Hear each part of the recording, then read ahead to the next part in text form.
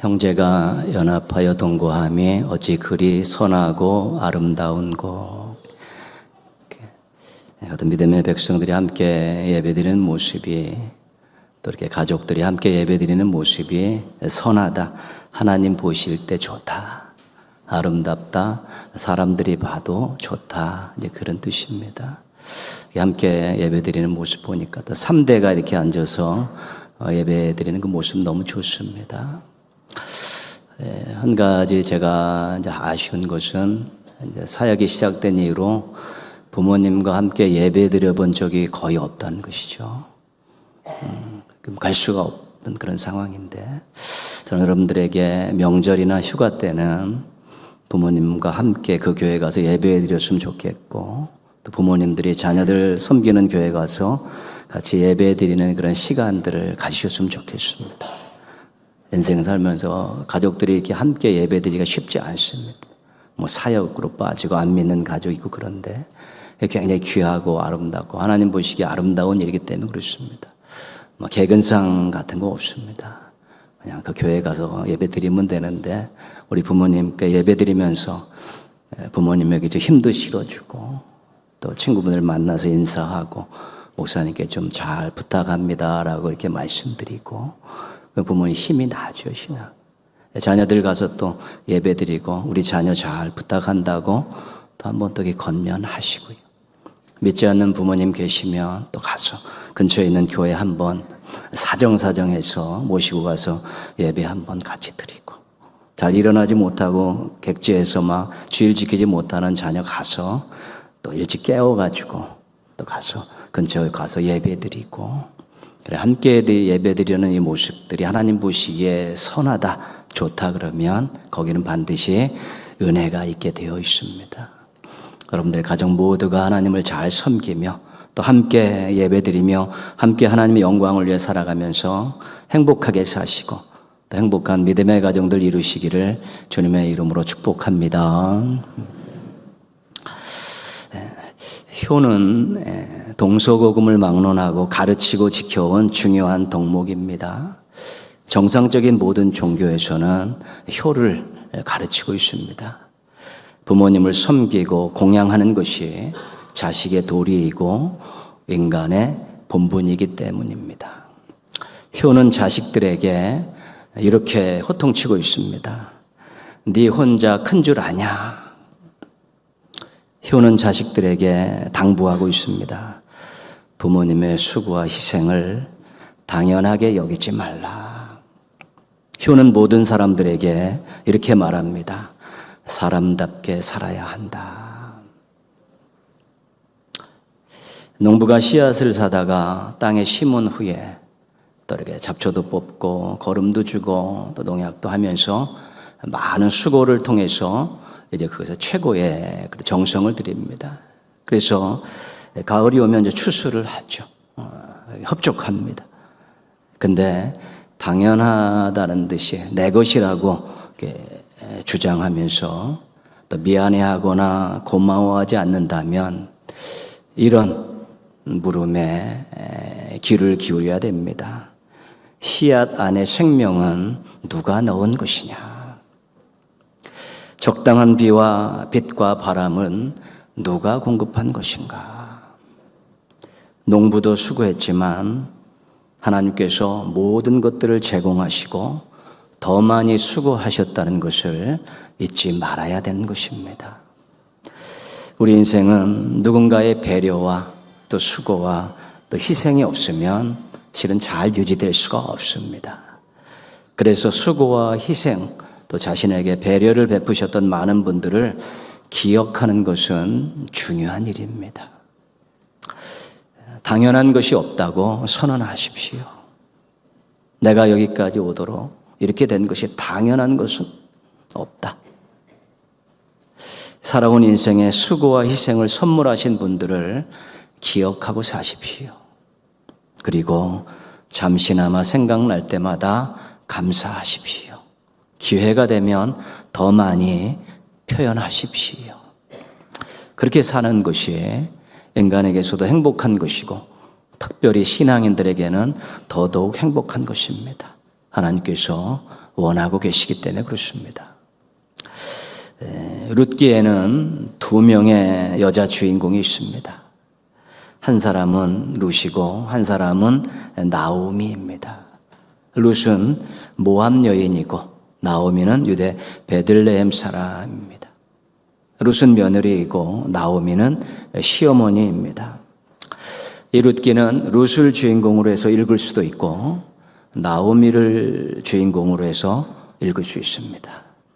룻이 중요한 역할을 했기 때문에 주인공이 될 수 있고 룻기의 처음과 나중을 나오미가 장식하고 있기 때문에 나오미가 주인공이 될 수 있습니다. 오늘은 나오미를 주인공으로 해서 말씀을 좀 나누려고 합니다.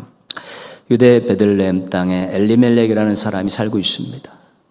아내는 나오미고 아들 둘이 있는데 말론과 기럈입니다. 베들레헴에 흉년이 들자 이들이 모압 땅으로 이주를 하게 됩니다. 잠깐 갔다 오겠다고, 잠깐 비만 피하고 오겠다고 갔는데 10년이 되도록 돌아오지 못했습니다. 아들 둘은 모압 여인과 결혼을 했습니다. 그 여인 중에 한 명이 룻이고 한 명은 오르바입니다. 근데 이 10년 안에 엘리멜렉이 어느 시점에서 죽었습니다. 그리고 10년 정도 됐을 때 두 아들 말론과 기럈도 죽었습니다. 홀로 된 여인 3명만 남았습니다. 둘째 나오미는 상실 인생이 됐습니다. 상실 인생. 다 잃어버린 인생입니다. 남편을 먼저 보냈습니다. 두 아들을 잃어버렸습니다. 가문의 대를 이을 수 없기 때문에 절망할 수밖에 없었고 남자들이 죽음으로 노동력이 완전히 상실됐기 때문에 가난하게 살 수밖에 없었습니다. 그래서 삶의 의욕도 잃어버렸습니다. 나오미가 하나님이 손이 나를 치셨다 이렇게 이야기하는 것을 볼 때 신앙에도 어느 정도 타격을 받았습니다. 자신과 같은 처지인 홀로 된 그 며느리를 볼 때 소망을 가질 수가 없었습니다. 모압 사람들이 너희 하나님이 어디 있느냐라고 비웃는 것 같아서 미칠 것 같았습니다. 인생에 낙이 없어졌습니다. 그것이 모압 땅에 온 나오미, 상실된 인생입니다. 고향에 대한 그리움이 남아 있습니다. 고향 땅에 흉년이 끝나고 또 먹을 것이 있다라는 소문을 들었습니다. 그래서 힘을 내서 고향 땅에 돌아가려고 애를 쓰고 결국은 돌아갔습니다. 그때 고향에 있는 그 친구 동네 여자들이 나오미가 돌아왔다고 막 반겨했습니다. 궁금했었는데 얼굴을 보니까 너무 반가웠습니다. 그때 나오미가 이렇게 여인들에게 이야기합니다. 나를 나오미라 부르지 말고 마라라 부르라. 이는 전능자가 나를 심히 괴롭게 하였습니다.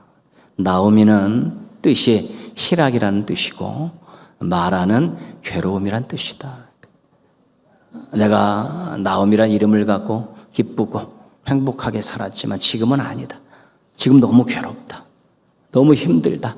나를 나오미라 부르지 말고 앞으로는 마라라 불러달라라고 자조적으로 그런 마음을 가지고 여인들에게 이름을 바꿔 부르라고 내가 나오미라고 불리는 것이 견딜 수가 없다라고 지금 내 처지 상실된 인생의 내 처지가 나옴으로 불리는 견딜 수 없으니까 앞으로 마라라 불러달라고 그렇게 이야기를 했습니다. 그런데 오늘 말씀에 보니까 자신을 마라라 부르라고 했던 여인이 다시 나오미로 바뀌었습니다. 나오미가 아기를 품에 품고 있습니다. 아들들 다 잃어버린 아기를 하나 품고 있고요. 동네 여인들이 막 기뻐서 하나님을 찬송하고 있고 아기를 막 축복하고 있습니다. 오늘 말씀 15절 말씀에 보면 동네 여인들이 이렇게 이야기합니다. 이는 내 생명의 회복자이며 내 노년의 봉양자라. 곧 너를 사랑하며 1급 아들보다 귀한 내 며느리가 낳은 자로다. 내 며느리입니다. 낳은 자로다. 이 아기가 나오미를 살렸다는 것입니다. 이 아이가 나오미에게 소망을 줬다는 것입니다. 상실된 인생이었는데 이 아이 때문에 이제는 생명도 다시 삶의 의욕도 찾게 되었다는 것이죠. 그리고 미래도 든든하게 보장받을 수 있게 되었다는 것입니다. 여인들이 함께 기뻐하며 아이의 이름도 오벳이라고 지어줍니다. 오벳이라고 지어. 누군가에게 이름을 지어줄 때 대부분 부모가 지어준 일 많죠. 하나님이 또 바꿔주시기도 하는데 동네 여인들이 지어준 이름이 나오미에게, 그 손자에게 주어진 이름이 오벳입니다. 나오미의 인생이 역전이 됐습니다. 나오미로 불렀다가 마라라 불러달라고 얘기했는데 이제 다시 나오미라고 부르는 기쁘게 들을 수 있게 된 것입니다. 상실 인생이었었는데 이제는 풍성한 인생으로 바뀌었습니다. 무너진 가문이었었는데 다시 세울 수 있게 되었고요. 아무것도 얻을 수 없는 재산이 없었지만 이전의 땅을 다시 돌려받을 수 있게 되었어요. 삶의 의욕이 넘쳐났습니다.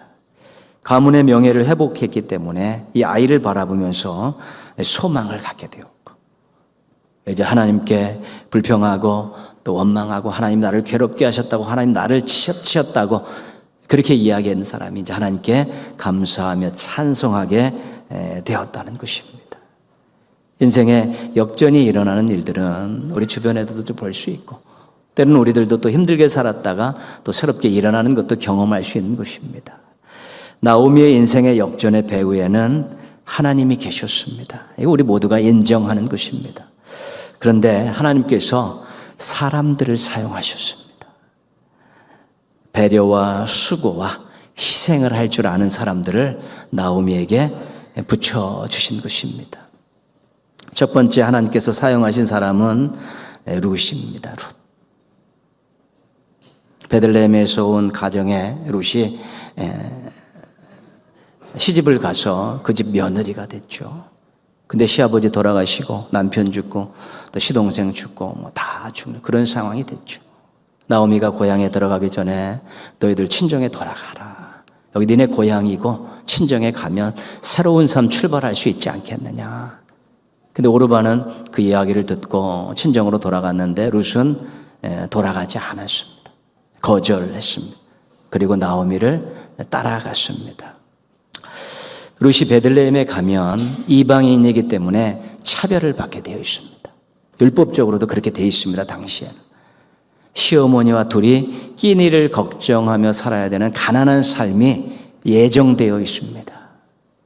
시어머니에게 아들이 없기에 어떤 다른 소망을 품을 만한 일들이 하나도 없습니다. 그럼에도 불구하고 룻은 나오미를 따라 나섰습니다. 룻기를 연구하는 사람들 가운데 이렇게 이야기하는 사람이 있습니다.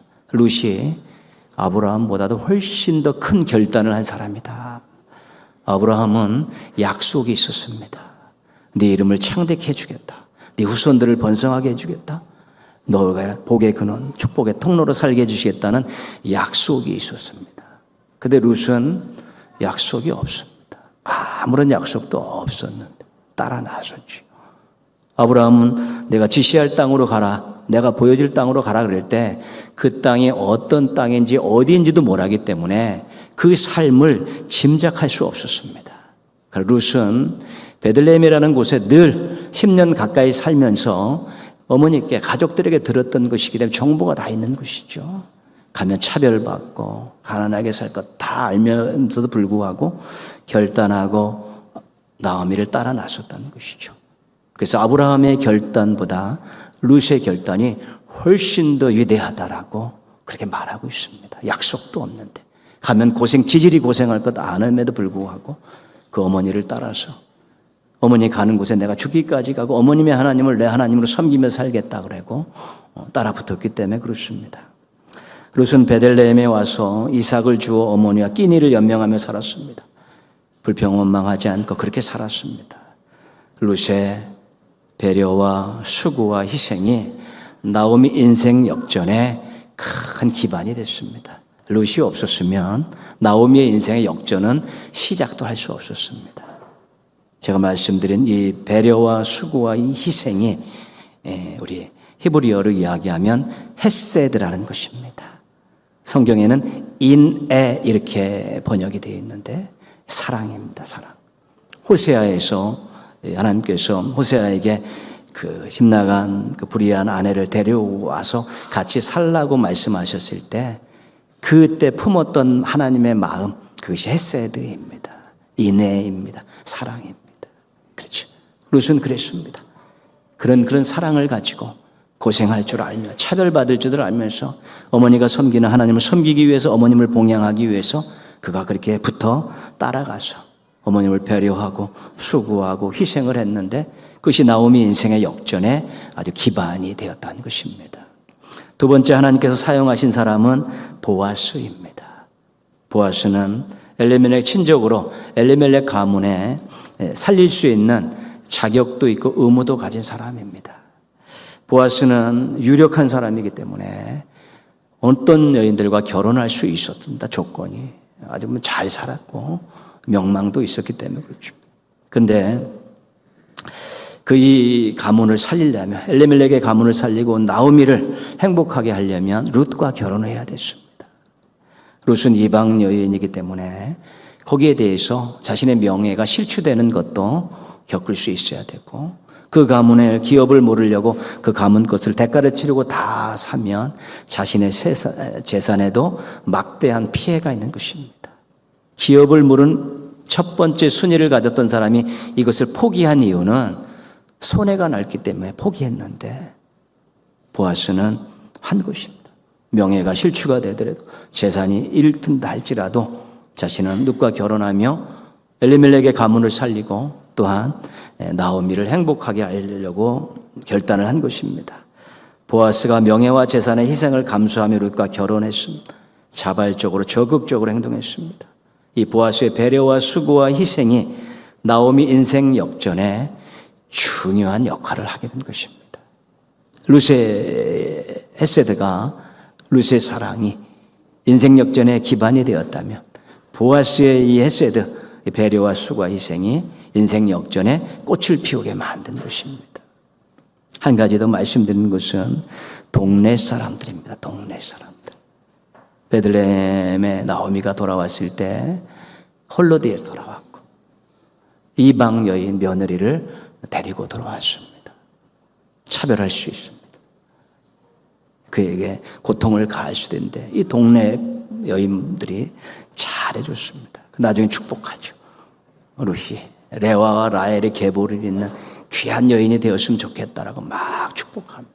받아들인 것이지. 그리고 아기가 태어났을 때 자기 일처럼 막 기뻐합니다. 자기 일처럼 막 기뻐하죠. 그리고 아기 이름을 지어줬죠. 오벳이라는 이름을 지어줬는데 성경에 유일하게 동네 사람들이 지어진 이름인데 어떤 의미입니까? 우리가 함께 키우겠다. 우리가 함께 키우겠다. 그런 의미죠. 그 동네 사람들이 나오미 집 나가가지고 돌아온 그 불쌍한 여인을 품고 데려온 이방 여인도 품고 조금씩 회복될 때마다 기뻐하며 하나님께 찬송하며 이름도 지으며 우리가 돕겠다고 막 나서는 이러한 배려와 수고와 희생이 있었기 때문에 나오미의 인생이 역전될 수 있었던 것입니다. 그래서 나오미가 마라라고 불러던 다시 나오미로 불릴 수 있게 된 것입니다. 룻의 배려와 수고와 희생, 보아스의 배려와 수고와 희생, 동네 사람들의 배려와 수고의 희생, 이 헤세드, 하나님의 신적 사랑, 그 정도의 그런 귀한 사랑 때문에 한 사람의 인생이 역전이 됐고 가문이 다시 명예를 회복할 수 있게 되었다는 것입니다. 오늘은 우리가 터치션대 인맥 터치 주일입니다. 이번 인맥 터치 주간으로 보내는데요. 명절을 보내시면서 가족, 친족, 친구, 지인들과의 관계를 한번 좀 돌아보시는 시간을 가지셨으면 좋겠습니다. 어떤 분이 핸드폰에 내가 이놈이 10,000명을 가지고 있는데 연락할 사람들이 아무도 없었더라. 이런 고백을 하는 분들 제가 TV에서 얼마 전에 봤습니다. 핸드폰에 이름이 엄청나게 많이 저장되어 있는데 어려울 때 연락할 사람이 없었다는 것이지. 그래서 이름 한번 쭉 인간관계를 돌아보면서 조금 더 관계를 발전시켜야 될 사람들, 관계를 회복시켜야 될 사람들, 이런 분들을 찾아서 또 발전시키고 또 회복시키려고 노력해야 되는데, 거기에는 반드시 배려와 수고와 희생이 따라야 되는 것입니다. 앉아서 무언가를 기대하는 건 없습니다. 좀 발전시키기 위해 더 배려해주고 또 좀 수고해주고 좀 희생해주고, 소원했던 관계들을 다시 회복시키기 위해서 또 배려하고 수고하고 또 희생하는 그런 햇새들을 그렇게 베푸는 그런 삶을 통해서 관계를 더 풍성하게 만들 때, 거기에 또 하나님 주시는, 사람을 통해 주시는 귀한 은혜들을 경험할 수 있게 되는 것입니다. 예수님의 배려와 수고와 희생이 얼마나 많은 사람들의 인생을 역전시켰는지 모릅니다. 그래서 우리들이 예수님을 닮아 작은 예수로 배려와 수고와 희생을 감당하게 되면 예수님을 닮아가는 것이고, 우리의 삶의 모습은 하나님 보시기도 아름답고 사람들 보시기에도 아름다운 삶이 될 수 있는 것입니다. 그래서 룻과 보아스와 동네 사람들이 나오미의 인생을 역전시키고 그 가문의 명예를 회복시켰듯이, 우리들이 부족하지만, 우리들이 작은 사람들이지만, 우리 사람 누군가를 위해 배려하고 수고하고 희생할 때 하나님이 거기에 역사하시면 놀라운 인생 역전하는 사람들이 생겨나고요, 또 우리가 어떤 사람을 또 생명길로 이끌었을 때 그 가문이 다 주님 앞에 돌아오는 놀라운 생명의 역사들도 경험할 수 있게 되는 것입니다. 우리의 작은 것이 하나님이 함께 하실 때는 폭발적인 역사들로 나타난다는 것, 성경을 통해서도 경험했고 우리가 삶의 주변에서도 얼마나 경험할 수 있던 것이죠. 세상을 바꾸려고 많은 사람들이 노력합니다. 힘을 가지고 세상을 바꾸려 하는 제국들도 있고요, 또 자기의 노력으로 무언가를 엎으려고 하는 많은 사람들도 있지만, 결국은 사람이 바뀌고 세상이 바뀌는 것은 배려와 수고와 희생하는 사람이 많을 때 바뀌어가는 것입니다. 그게 하나님의 방법입니다. 그래서 예수님이 십자가에서 죽으신 것입니다. 하나님의 능력의 손으로 다 뽑아 세우지 못해요. 다 세울 수 있죠. 다 구원할 수 있죠. 그러나 예수 그리스도의 십자가 죽음이라는 그 배려와 수고와 섬김의 방법을 통해서 그렇게 구원이 돼야지, 그게 진짜고, 또 그 받은 사람들이 또 누군가를 배려하고 수고하고 희생할 때 아름다운 세상이 만들어지고 거기서 하나님 나라를 맛볼 수 있게 되는 것입니다. 우리의 수고와 배려와 수고와 희생이 얼마나 가치 있는 일인가, 가치 있는 것인가, 우리 많이 아는 찬양 한번 들으시고 한번 속으로 따라 하시면서 한번 확인하겠습니다.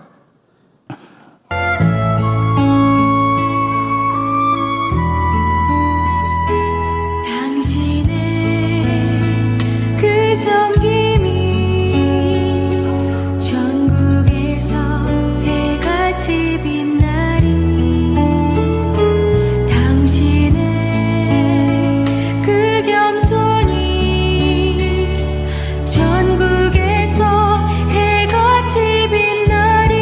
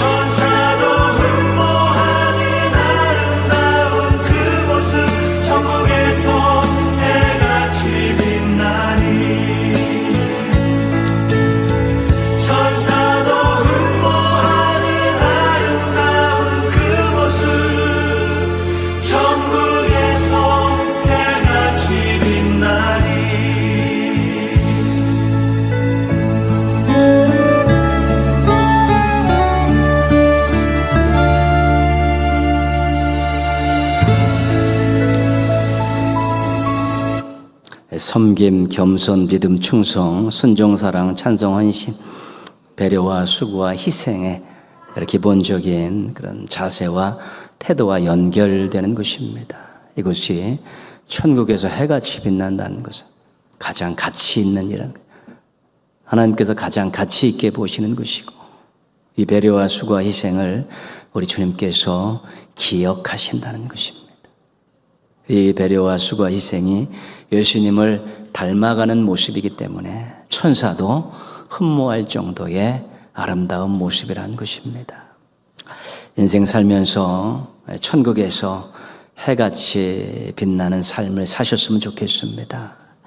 터치전도 하면서 예수님 닮아가는 삶 보여주셨으면 좋겠습니다. 모쪼록 여러분의 배려와 수고의 희생으로 주님이 기억하는 인생 되시고, 누군가의 인생에, 가정에 아주 적극적이고 선한 영향력을 끼치셨으면 좋겠습니다. 우리 하나님의 햇새들을 받고 살아가는 인생들입니다. 누군가에게 햇새들을 나누어주는 배려와 수고와 희생을 하는 삶을 통해서 많은 사람들에게 행복을 나누어주는 정말 행복한 신앙인들 되시기를 주님의 이름으로 축원합니다.